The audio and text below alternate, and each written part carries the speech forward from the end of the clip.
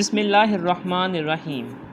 Friends, अस्सलाम वालेकुम। I am Mubeen Yunus and you are watching masterg.com। Friends, last lecture में हमने फूड प्रोसेसिंग का चैप्टर नंबर 6 का पार्ट फर्स्ट कंप्लीट कर लिया था।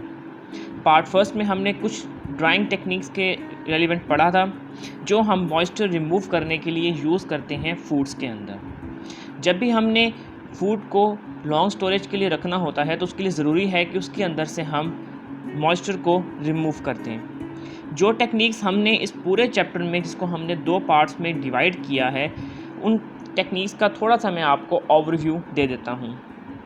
नंबर 1 सन ड्राइंग, इसको हमने पार्ट फर्स्ट में कंप्लीट कर लिया था। नंबर 2 डिहाइड्रेशन, इसको भी हमने पार्ट फर्स्ट में कंप्लीट कर लिया था। पार्ट फर्स्ट में जो हम डिहाइड्रेशन का टॉपिक हमने पढ़ा था उसके अंदर कुछ पॉइंट्स रह गए थे।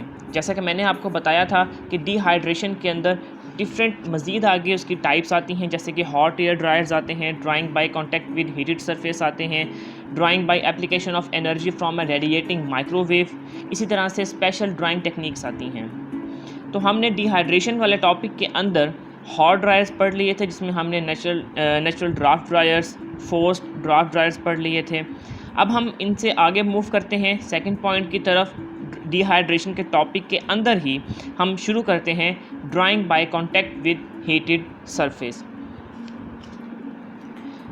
सम फूड्स जैसे कि milk, soup mixes, baby foods, mashed potatoes वगैरह, या फिर ऐसी फूड्स जो लिक्विड फॉर्म में होती हैं या स्लरी फॉर्म में होती हैं, उनको हम किस तरह से ड्राई करते हैं। उनको ड्राई करने का तरीका ये होता है कि उनको हम एक्सपोज करवाते हैं हॉट सरफेस के साथ।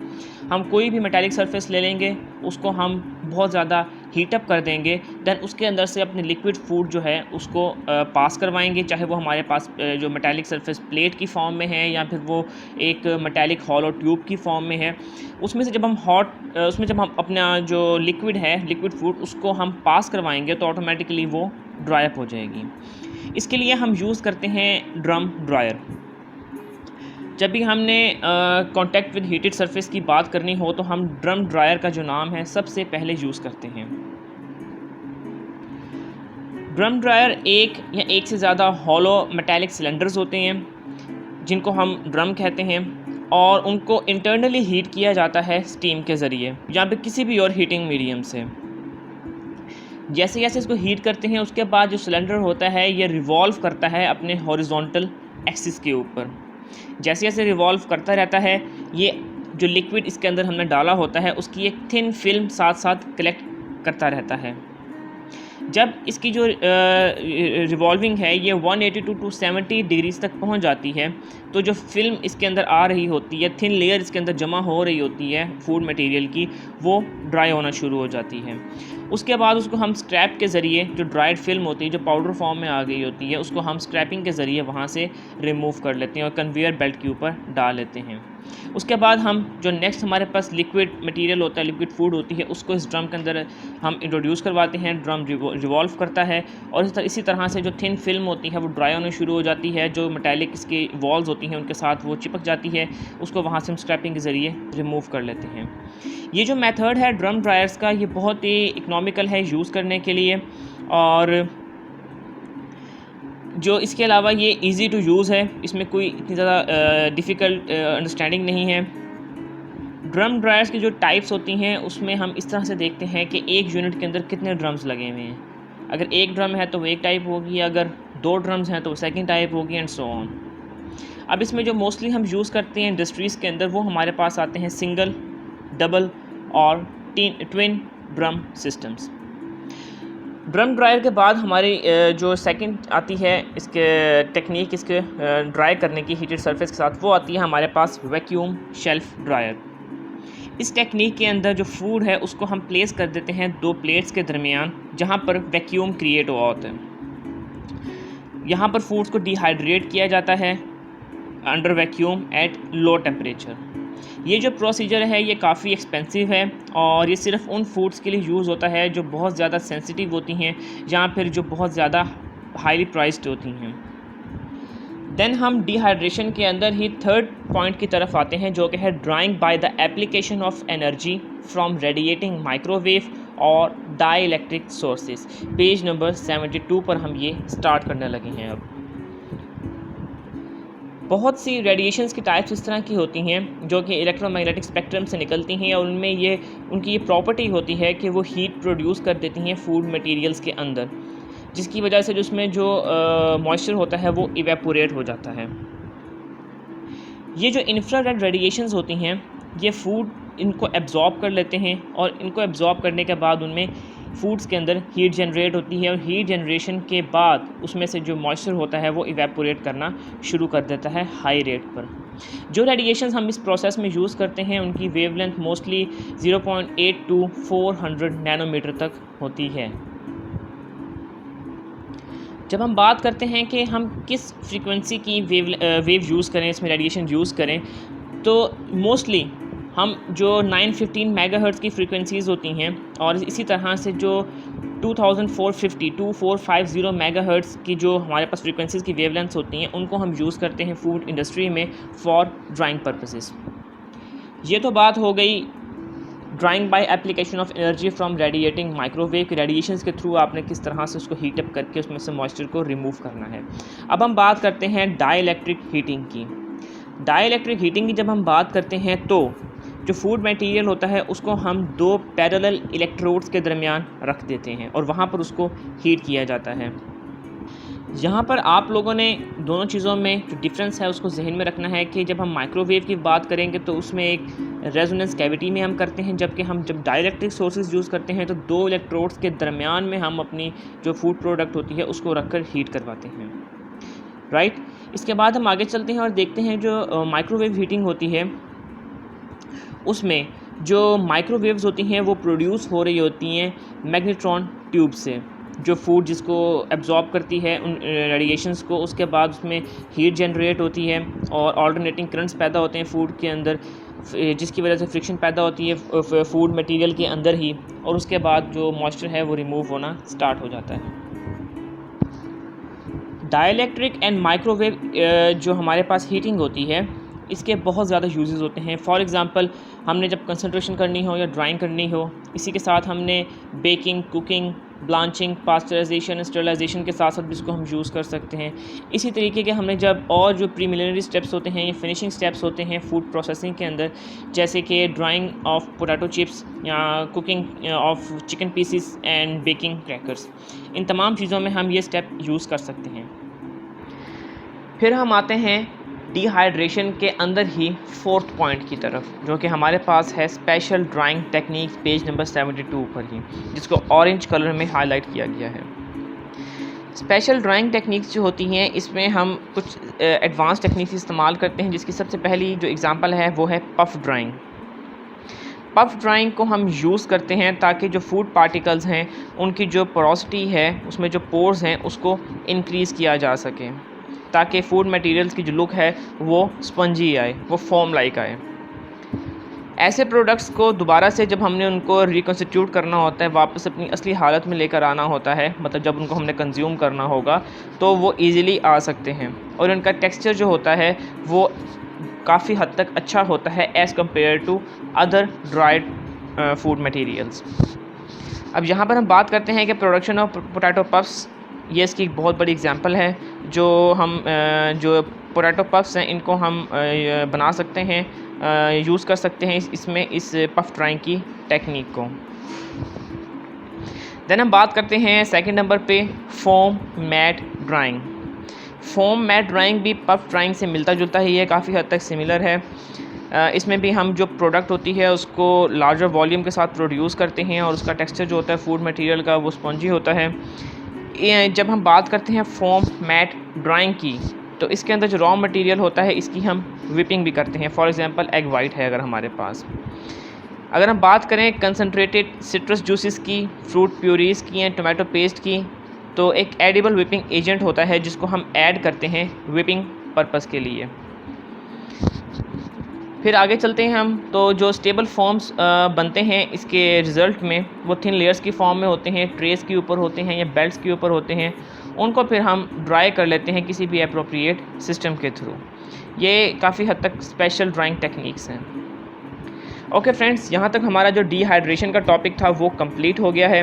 अब हम जो ड्राइंग टेक्निक्स पढ़ रहे थे, जिसमें मैंने आपको बताया था कि नंबर 1 सन ड्राइंग हमने कंप्लीट कर लिया था, नंबर 2 डिहाइड्रेशन कंप्लीट हो गया। अब नंबर 3 और डिहाइड्रेशन के अंदर हमने डिफरेंट आगे इसकी टाइप्स पढ़ी हैं, वो मैंने आपको भी बता दिया था थोड़ी देर पहले ही। अब हम इसमें जो थर्ड इसकी टेक्निक है रिमूवल ऑफ मॉइस्चर की, वो हम पढ़ने लगे हैं, जिसका नाम है इवेपोरेशन और कंसंट्रेशन। सिंपल सी बात है, इसको आपने गौर से सुना है। जब भी हम बात करते हैं इवेपोरेशन की, तो इसका मतलब है कि हमने फूड मटेरियल में से इवेपोरेट कर देना है मॉइस्चर को।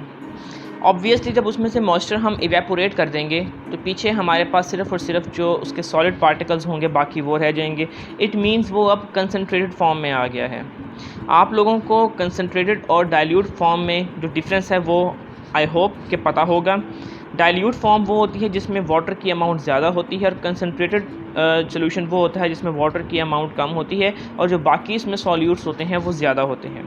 तो ज़ाहिर बात है, जब हम उसमें से मॉइस्चर को रिमूव कर देंगे तो पीछे हमारे पास जो सॉलिड कंटेंट है वो ज़्यादा रह जाएगा, तो वो कंसनट्रेटेड फॉर्म में आ जाएगा। इससे क्या होता है, इवेपोरेशन के थ्रू जो वाटर एक्टिविटी है फूड मटेरियल की, वो काफ़ी हद तक लो हो जाती है। इसमें जब हम बात करते हैं एग्जांपल की, तो टोमेटो पेस्ट की जो एग्जांपल है वो हमारे पास सबसे ज़्यादा कॉमन है, क्योंकि उसके अंदर जब भी हमने टोमेटो पेस्ट को प्रिजर्व करना होता है तो इवेपोरेशन उसका एक इम्पॉर्टेंट स्टेप है। स्टार्ट की बात की जाए तो जो टोमेटो जूस होता है उसमें तकरीबन 6% सॉलिड्स होते हैं, जो कि उसको हम जब उसमें से इवेपोरेशन कर देते हैं, मॉइस्चर रिमूव कर देते हैं ताकि उसको हम प्रिजर्व कर सकें, स्टोर कर सकें टोमेटो पेस्ट को, तो टोमेटो जूस मतलब जो होता है उसको, तो इवेपोरेशन के बाद उसमें जो सॉलिड कंटेंट्स होते हैं वो 32% आ जाते हैं। वो इसलिए इंक्रीज़ हो जाते हैं क्योंकि उसमें जो पहले मॉइस्चर कंटेंट था वो पहले ज़्यादा था, वो रिमूव हो गया। ऑब्वियसली जब मॉइस्चर कंटेंट रिमूव हो जाएगा तो पीछे सिर्फ़ और सिर्फ जो मैक्सिमम अमाउंट होगी वो सॉल्यूट की ही रह जाएगी। दैट्स वाई जो कंसनट्रेटेड फॉर्म होती है इसकी, वो उसमें 32% ये आ जाता है। इवेपोरेशन जो होता है, इसके ज़रिए फूड मटेरियल्स का हम वेट भी कम कर सकते हैं, और इससे वेट कम करने से हमारी जो पैकेजिंग का जो कॉस्ट होगी वो भी कम हो सकती है, ट्रांसपोर्टेशन की कॉस्ट हमारी वो भी कम हो सकती है। फिर इवेपोरेशन के अंदर हमें एक ये चीज़ भी देखने को मिलती है कि जब भी हम ये हम पेज नंबर 73 के फर्स्ट पैराग्राफ को ही पढ़ रहे हैं, जब भी हम फूड मटेरियल को इवेपोरेट करते हैं उसमें से मॉइस्चर को, तो बाकी पीछे उसमें कुछ ना कुछ हद तक मॉइस्चर रह जाता है, जो इतना होता है कि उसमें कहीं हद मतलब थोड़ी बहुत माइक्रोबियल ग्रोथ हो सकती है। तो इसलिए ऐसे फूड जिनमें मॉइस्चर रिमूव करने के बाद भी, इवेपोरेशन के बाद भी कुछ अमाउंट मॉइस्चर के पीछे रह गई है और उसमें चांस है कि माइक्रोबियल एक्टिविटी हो सकती है, माइक्रोब जो हैं वो ग्रो कर सकते हैं, तो उन फूड प्रोडक्ट्स को फिर फर्दर प्रोसेसिंग के थ्रू उनका जो मॉइस्चर है वो रिमूव किया जाता है। यहाँ पर इसमें एक और चीज़ ये भी है कि अगर हम उसमें सॉल्यूबल जो कॉन्स्टिट्यूएंट्स हैं उसकी अमाउंट बढ़ा दें तो उनकी जो वाटर एक्टिविटी है वो कम हो जाएगी। अब हम बात करते हैं दो कॉमन एग्जांपल्स की। नंबर 1 कॉमन सॉल्ट NaCl, और सेकंड हम बात करते हैं कॉमन शुगर की, जो वाइट शुगर होती है हमारे घरों में यूज़ होती है। जो हमारे पास कॉमन सॉल्ट है, इसको हम कैसे ऑब्टेन करते हैं? इसको हम ऑब्टेन करते हैं सी वाटर से, समंदर के पानी से इसको हम हासिल करते हैं by the concentration method through evaporation in artificial लैगून्स।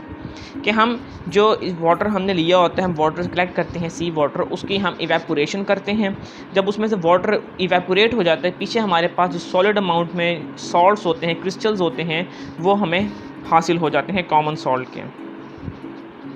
इसी तरीके से जब हम बात करते हैं शुगर इंडस्ट्री की, तो शुगर इंडस्ट्री में जो शुगर केन है या शुगर बीट जूस है, उसकी हम कंसंट्रेशन करते हैं इवेपोरेशन के ज़रिए। Approximately 15% sugar content to saturation. जो शुगर सॉल्यूशंस होते हैं, शुगर सिरप्स होते हैं, उनको हम प्रिपेयर करते हैं तकरीबन 70 डिग्री ब्रिक्स पर। ऑब्वियसली जब हम जो हमारे पास शुगर बीट जूस है उसके अंदर से हम जब मॉइस्चर रिमूव कर देंगे, वाटर कंटेंट रिमूव कर देंगे, तो पीछे जो है वो हमारे पास सॉलिड फॉर्म में शुगर है या उसके क्रिस्टल्स हैं वही रह जाएंगे। फिर हम बात करते हैं जब प्रोडक्शन ऑफ जैम्स, जेलीज़ और इसी तरह की जो और फूड प्रोडक्ट हैं, तो इसमें हम फ्रूट पल्प की बात करते हैं। तो इसमें शुगर को हम ऐड करते हैं और जो मॉइस्चर है उसमें उसको रिमूव कर लेते हैं, इवेपोरेट कर लेते हैं और इसमें हम वैक्यूम पैन्स को यूज़ करते हैं। माइक्रो ऑर्गेनिज़म्स जो होते हैं वो ज़्यादातर उन फूड्स में ग्रो नहीं करते जहाँ पर शुगर कंटेंट ज़्यादा हो या स्पेशली 65% के ज़्यादा हो। तो इसलिए जब भी हम कोई भी इस तरह की फ़ूड बना रहे होते हैं कि जिसमें हमने ख़तरा है कि माइक्रोबियल ग्रोथ हो सकती है और उसमें शुगर भी ऐड हम कर सकते हैं, तो हम शुगर की जो कंसंट्रेशन है वो उसको 65% तक रखते हैं। अगर उसको हमने फूड प्रोडक्ट को हर्मेटिकली सील करना है, अगर हमने फूड प्रोडक्ट को हर्मेटिकली सील नहीं करना तो हम उसमें जो शुगर कंटेंट है उसको 68% तक रखते हैं, क्योंकि ये वो परसेंटेजेस हैं जिनके ऊपर जो माइक्रोबियल ग्रोथ है वो नहीं हो सकती। अब यहाँ पर यह बात आती है कि जब भी हमने कंसंट्रेशन करनी है या फिर इवेपोरेशन करनी है डिफरेंट फ्रूट जूसेस की, तो ये ज़रूरी है कि उनका जो टेक्सचर है और जो उनकी सेंसिटिव प्रॉपर्टीज़ हैं वो रिटेन रहें। तो इसीलिए हम स्पेशल टाइप्स जो होती हैं इवेपोरेटर्स की उनको हम यूज़ करते हैं, जिसमें हमारे पास फॉर एग्ज़ाम्पल हम बात करें एग्ज़ाम्पल्स की तो नीचे आप लोगों को कुछ पॉइंट्स नज़र आ रहे होंगे, हम इन टाइप्स को यूज़ कर सकते हैं। Number 1 open pan type, number 2 horizontal or vertical short tube type, number 3 natural circulation type with external calandria, number 4 forced circulation evaporator, number 5 long tube evaporators, climbing film, falling film and the climbing falling film models, number 6 plate type, number 7 expanding flow evaporator, number 8 centrifugal evaporator, number 9 low temperature evaporator and number 10 the bubbling type evaporator। इन तमाम types के इसके अलावा कुछ और भी होती हैं, ये मोस्टली हम ये यूज़ करते हैं। अब इन तमाम टाइप्स में कुछ एडवांटेजेस हैं और कुछ डिसएडवांटेजेस हैं। हम अपनी रिक्वायरमेंट के मुताबिक जो हमें मतलब सही लगती है वो टाइप यूज़ कर सकते हैं अपने फूड मटेरियल के मुताबिक। फिर हम देखते हैं कि फ़ूड की हम कंसंट्रेशन ऐसे भी कर सकते हैं कि हम उसमें इवेपोरेशन ना करें और फूड जो है उसकी कंसंट्रेशन हो जाए। इसकी एग्जांपल हमारे पास कौन सी आती है? सबसे बेसिक एग्जांपल इसकी ये है कि जब हम बटर बना रहे होते हैं जिसमें 80% फ़ैट होता है, उसको हम कंसंट्रेशन उसकी हम करते हैं कैसे? जब हम मिल्क के अंदर जो फ़ैट प्रोड्यूस हो रहा होता है उसको सेपरेट कर लेते हैं। थोड़ा सा मैं यहाँ पर इलेबोरेट कर दूँ इस चीज़ को। जो हमारे पास नॉर्मल मिल्क होता है उसके अंदर जो फ़ैट की अमाउंट होती है वो तकरीबन 3.2 या 6.5% तक होती है। उस मिल्क की जब हम करते हैं उसमें हम उसकी कंसंट्रेशन स्टार्ट करते हैं तो उसमें हम जो उसकी सेंट्रीफ्यूगेशन का प्रोसेस उसमें हम यूज़ करते हैं। देन उसके बाद उसमें से क्रीम हम बाहर निकाल लेते हैं और क्रीम की हम फर्दर जो है चर्निंग एक प्रोसेस होता है उस पर हम अप्लाई करते हैं। तो चर्निंग के बाद जो हमारे पास जो बटर हमें मक्खन हासिल होता है उसमें जो लिक्विड कंटेंट्स होते हैं, मतलब जो मिल्क वगैरह था वो काफ़ी हद तक रिमूव हो जाता है। पीछे हमारे पास जो मिल्क फ़ैट होती है उसकी अमाउंट बहुत ज़्यादा हो जाती है, वो कंसनट्रेट फॉर्म में आ जाता है, यानी कि 80% जो होता है बटर के अंदर वो फ़ैट होता है। तो पीछे हमारे पास ये चीज़ बचती है। इसमें हमने कोई इवेपोरेशन नहीं की लेकिन कंसनट्रेशन का मेथड हमने कर लिया है। इसी तरह से हम बात करते हैं हम जब मैन्युफैक्चरिंग ऑफ कॉर्न स्टार्च की, तो इसमें हम सेंट्रीफ्यूज मशीन्स को यूज़ करते हैं स्टार्च को डिवाटर करने के लिए और इस तरह वो कंसनट्रेट फॉर्म में आ जाती हैं, मगर इसमें कोई इवेपोरेशन की टेक्निक यूज़ नहीं हुई। ओके फ्रेंड्स, अब हम आगे मूव करते हैं और रिमूवल ऑफ मॉइस्चर की टेक्निक नंबर 4 फ्रीज ड्राइंग को स्टार्ट करते हैं। जो हमारे पास फ्रीज ड्राइंग का मेथड होता है इसमें हम जो प्रोडक्ट की क्वालिटी होता है उसको मिनिमम हार्म करते हैं। हमारे पास जो प्रोडक्ट की क्वालिटी है वो रिटेन रह सकती है। जो फ्रीज़ ड्राइंग हमारे पास प्रोडक्ट होती हैं जिनकी हमने फ्रीज़ ड्राइंग की होती है वो लाइट इन वेट होती हैं, पोरस इन स्ट्रक्चर होती हैं और जब उनको दोबारा से अपनी ओरिजिनल जो फॉर्म है उसमें वापस लाया जाता है, यानी कि उसको हम रिकन्स्टिट्यूट करते हैं, तो उनकी जो कैरेक्टरिस्टिक्स होती हैं वो तकरीबन ऐसी ही होती हैं जैसे फ्रेश कमोडिटी की होती हैं।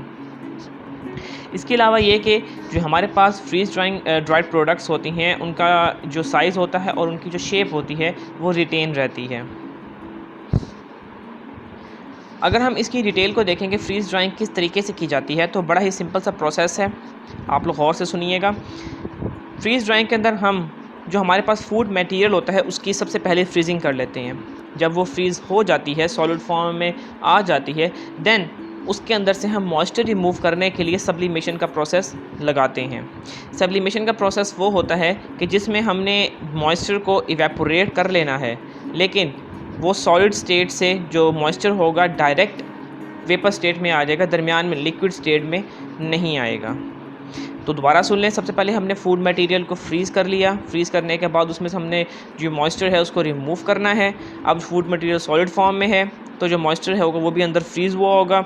अब हमने उस पर सब्लिमेशन की जब टेक्निक लगाएंगे तो उससे क्या होगा, जो मॉइस्चर उसमें पड़ा होगा फूड मटेरियल के अंदर सॉलिड फॉर्म में, उसको हम वहाँ से सब्लिमेशन के थ्रू डायरेक्ट कन्वर्ट कर लेंगे मॉइस्चर को वेपर फॉर्म के अंदर, दरमियान में लिक्विड फॉर्म में कन्वर्ट नहीं करेंगे।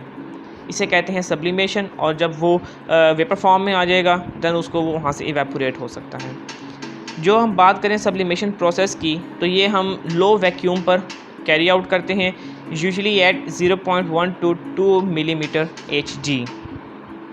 ये सारा प्रोसेस करने के बाद हम एक ऑर्डिनरी ड्रायर के अंदर जो अपनी प्रोडक्ट है उसकी हम फिनिशिंग करते हैं, ताकि अगर कोई मॉइस्चर रह भी गया है, इन केस अगर रह गया है फूड मटेरियल के अंदर, तो उसको रिमूव किया जा सके।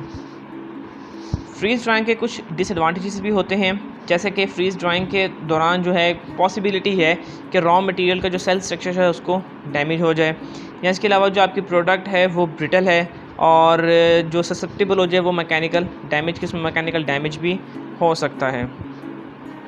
जो फ्रीज़ ड्राइंग का प्रोसेस है वो काफ़ी एक्सपेंसिव है as compare to other conventional drying techniques, और ज़्यादातर ये जो मेथड है फ्रीज़ ड्राइंग का ये यूज़ करते हैं हम coffee, fruit juices, whole shrimps, chicken thighs etcetera, इन तमाम चीज़ों के लिए। तो फ्रेंड्स हम आगे मूव करते हैं अपने point number 5 removal of moisture के अंदर, जो कि हमारे पास है डिहाइड्रो फ्रीजिंग का। ये सबसे ज़्यादा कम इस्तेमाल होने वाला फूड प्रिजर्वेशन का जो मेथड है, और इसमें हम इसका एक आपको मैं थोड़ा सा प्रोसीजर समझा दूँ। वो कुछ इस तरह से है कि हम सबसे पहले किसी भी ड्राइंग या फिर किसी भी डिहाइड्रेशन टेक्निक के ज़रिए जो मॉइस्चर है फूड मटेरियल्स में से उसको रिमूव कर लेते हैं। उसकी हम डिहाइड्रेशन कर ली, किसी भी टेक्निक के थ्रू आपने मॉइस्चर को रिमूव कर लिया, देन आपके पास जो पीछे फूड मटेरियल पड़ा होगा उसकी आप फ्रीजिंग कर देंगे। उससे क्या होगा कि जो वाटर कंटेंट होगा वो सॉलिड फॉर्म में कन्वर्ट हो जाएगा, वो अवेलेबल नहीं रहेगा माइक्रोबियल ग्रोथ के लिए, और इसी के साथ ये कि उसमें जो वाटर एक्टिविटी है वो भी बहुत रिड्यूस हो जाएगी। तो सिंपल सा मेथड है, पहले आपने किसी भी डिहाइड्रेशन टेक्निक के ज़रिए मॉइस्चर को इवेपोरेट करवा लिया फूड प्रोडक्ट में से, देन आपने अगर उसमें मॉइस्चर रह भी गया है तो आपने फूड प्रोडक्ट को फ्रीज़ कर लेना है, ताकि कोई भी मॉइस्चर उसमें अब मज़ीद अवेलेबल हो ही ना किसी भी इंजाइमेटिक एक्टिविटी के लिए या फिर माइक्रोबियल ग्रोथ के लिए। इस टेक्निक के ज़रिए हम जो पहले हमने डिहाइड्रेशन की टेक्निक लगाई और उसमें हमारे पास 50% जो मॉइस्चर था वो फूड स्टफ में से रिमूव हो गया, बाकी जो रह गया उसको हमने फ्रीजिंग ऑपरेशन के थ्रू कंट्रोल कर लेना है। उसके बाद हम बात करते हैं डिहाइड्रो फ्रीजिंग की जो टेक्निक है, इसके ज़रिए हम जो स्टोरेज है उसको हम स्टोरेज, ट्रांसपोर्टेशन और साथ में जो हैंडलिंग कॉस्ट होती हैं, तीनों को कम कर सकते हैं। जो हमारे पास प्रोडक्ट की क्वालिटी है वो भी सही रहती है और उसका जो फ्लेवर है, टेक्सचर है, वो दोनों रिटेन रहते हैं। तो फ्रेंड्स, जहाँ तक हमारी ये पांचों टेक्निक्स थी मॉइस्चर रिमूवल की वो कंप्लीट हो गई। अब कुछ इंपॉर्टेंट चीज़ें हैं, जो फैक्ट्स हैं आप लोगों के साथ शेयर कर लेता हूँ। पेज नंबर 75 के जो इंटरमीडिएट मॉइस्चर फूड्स टेक्नोलॉजी, इनमें देख लेते हैं हम। हमारे पास कुछ फूड प्रोडक्ट इस तरह की होती हैं जिनको हम नाम देते हैं इंटरमीडिएट मॉइस्चर फूड्स का। ये जिनकी एग्जांपल्स होती हैं honey, jams, jellies, confectionery products, sweetened condensed milk और इसी तरह की और भी डिफरेंट प्रोडक्ट्स। जो हमारे पास इंटरमीडिएट मॉइस्चर फूड प्रोडक्ट्स होती हैं, इनका जो मॉइस्चर कंटेंट होता है वो वेरी कर रहा होता है 20 to 50% तक, राइट। और इनमें जो वाटर एक्टिविटी होती है इनकी, वो होती है तकरीबन 0.7 to 0.85 तक। ये वाटर एक्टिविटी काफ़ी लो है और इस वाटर एक्टिविटी के ऊपर जो डिफरेंट बैक्टीरिया हैं और जो यीस्ट हैं वो एज सच ग्रो नहीं कर सकते। मगर जो इस वाटर एक्टिविटी हालांकि काफ़ी लो है ये, मगर इसके ऊपर काफ़ी जो कुछ स्पॉइलेज मोल्ड्स होते हैं वो ग्रो कर जाते हैं और जो कुछ ऑस्मोफिलिक यीस्ट होती हैं वो भी ग्रो कर जाती हैं। तो हमने इनको भी प्रॉपर्ली हैंडल करना होता है। अब इन फूड प्रोडक्ट्स का जो वाटर कंटेंट है या उनका जो मॉइस्चर कंटेंट है वो एक इंटरमीडिएट लेवल पर आ गया है, यानी कि जो फ्रेश कमोडिटीज़ होती हैं उनसे इनका जो वाटर कंटेंट है वो मॉइस्चर कंटेंट वो लो होता है, मगर जो डिहाइड्रेटेड फूड्स होती हैं उनसे इनका जो मॉइस्चर कंटेंट है वो हाई होता है। अब हमारे पास 3 स्टेप्स बन गए हैं। सबसे ऊपर जो फ्रेश कमोडिटीज़ का मॉइस्चर कंटेंट होता है वो बहुत हाई होता है। उसके बाद सेकंड नंबर पे हमारे पास इंटरमीडिएट मॉइस्चर फूड्स आती हैं जिनका जो मॉइस्चर कंटेंट होता है वो दरमियान में करके होता है। उसके बाद हमारे पास वो फूड प्रोडक्ट्स आती हैं जिनकी हमने डिहाइड्रेशन कर ली होती है, उनका बहुत लो होता है। इन फूड प्रोडक्ट्स के अंदर जिनकी हम इंटरमीडिएट फूड्स की बात कर रहे हैं, इनके अंदर जो अवेलेबल मॉइस्चर होता है वो बाइंडिंग कर लेता है अपनी केमिकल्स के साथ, और फिर ये वो अवेलेबल नहीं रहता कि वो कोई भी किसी भी एंजाइम रिएक्शन को सपोर्ट कर सकें या माइक्रोबियल एक्टिविटी को वहाँ पर प्रोमोट कर सके। तो इसलिए जो फूड्स होती हैं ये सेमी मॉइस्ट कंडीशन में रहती हैं। सेमी मॉइस्ट मतलब हाफ मॉइस्ट कंडीशन में रहती हैं, और इसको इसलिए आप किचन की शेल्फ़ के ऊपर भी लॉन्ग पीरियड्स के लिए स्टोर कर सकते हैं, इसी तरीके से और जो नॉर्मल रूम टेम्परेचर पर भी स्टोर कर सकते हैं। और अगर आप चाहते हैं कि आप अपनी इन इंटरमीडिएट मॉइस्चर फूड्स की जो स्टोरेज लाइफ है इसको मज़ीद एक्सटेंड कर सकें, तो इसमें आप फर्दर प्रोसेसिंग करवा सकते हैं इनकी, नो इशू, सॉल्ट्स के साथ, एसिड्स के साथ या डिफरेंट केमिकल सब्सटेंसेस के साथ। इनकी जो पैकेजिंग होती है वो भी सिंपल होती है, कोई इनमें हार्ड एंड फास्ट रूल नहीं है, और ये इनएक्सपेंसिव प्रोटेक्टिव रैपर्स में भी पैक कर लिए जाते हैं। आपने घरों में नॉर्मल जो जैम्स होती हैं उनको पड़े हुए देखा होगा, वो नॉर्मली ऐसे ख़राब नहीं होती वो सेमी मॉइस्ट कंडीशन में इंटरमीडिएट फूड होती है। उसके अंदर जो मॉइस्चर होता है वो डिहाइड्रेटेड फूड से ज़्यादा होता है मगर फ्रेश कमोडिटी से कम होता है, लेकिन मॉइस्चर अवेलेबल नहीं होता बाकी माइक्रोबियल ग्रोथ वगैरह के लिए। ओके फ्रेंड्स, यहाँ पर हम जो इंटरमीडिएट मॉइस्चर फूड्स की टेक्नोलॉजी है उसका प्रिंसिपल हम एक दफ़ा देख लेते हैं। इन फूड्स के अंदर हम वाटर एक्टिविटी जो होती है मटेरियल की उसको हम लोअर कर देते हैं इसमें से मॉइस्चर रिमूव करके। उसके बाद जब मॉइस्चर हम रिमूव जितना हमें रिमूव करना होता है उतना रिमूव करते हैं। बाकी हम क्या करते हैं, इसमें कुछ केमिकल्स ऐड कर देते हैं, जैसे कि कॉमन सॉल्ट है, ग्लिसरॉल है, सॉर्बिटॉल है, सुक्रोज, ग्लूकोज या इसी तरह के कुछ और केमिकल्स हम ऐड कर देते हैं जो बाकी रिमेनिंग मॉइस्चर जो रह गया होता है अंदर उसको बाइंड कर लेते हैं, और वो अवेलेबल नहीं रहता किसी भी इंजामेटिक एक्टिविटी के लिए या माइक्रोबियल ग्रोथ के लिए। इसके बाद आप माइक्रोबियल ग्रोथ को मज़ीद प्रिवेंट करने के लिए क्या करते हैं कि इसमें डिफरेंट एंटी माइक्रोबियल एजेंट्स को ऐड कर देते हैं, जिसमें हमारे पास एग्जांपल आती है एंटी माइकोटिक्स की, जिसमें हमारे पास जो सबसे ऊपर नाम आता है वो है प्रोपाइलीन ग्लाइकोल या फिर सॉर्बिक एसिड या फिर उसका पोटेशियम सॉल्ट।